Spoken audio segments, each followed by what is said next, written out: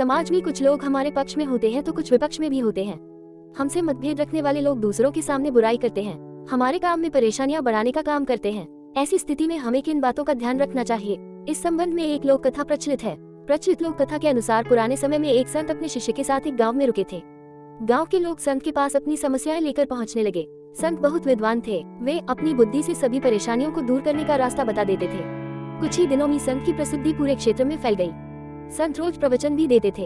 उनके उपदेश सुनने के लिए गांव में दूर दूर से लोग आने लगे। संत की बढ़ती प्रसिद्धि को देखकर गांव के एक पुजारी को जलन होने लगी। वह सोचने लगा कि इस तरह तो उसके भक्त भी संत के पास पहुंचने लगेंगे। पुजारी जलन की वजह से संत को शत्रु मानने लगा था। पुजारी ने संत की छवि खराब करना शुरू कर दिया। वह गाँव के लोगों को कहने लगा कि ये संत पाखंडी है और लोगों को मूर्ख बना रहा है। पुजारी के कुछ साथी भी इस काम में उसका साथ दे रहे थे। एक दिन संत के शिष्य ने गांव में अपने गुरु की बुराई सुनी तो वह क्रोधित हो गया। शिष्य तुरंत ही गुरु के पास पहुंचा और गांव में हो रही बुराई के बारे में बताया।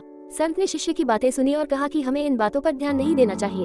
अगर हम उस पंडित से वाद विवाद करेंगे तो भी ये बातें चलती रहेंगी। जिस तरह हाथी पर कुत्ते भौंकते हैं, लेकिन हाथी अपनी मस्त चाल में चलते रहता है, ठीक उसी तरह हमें भी ऐसी बुराइयों पर ध्यान नहीं देना चाहिए।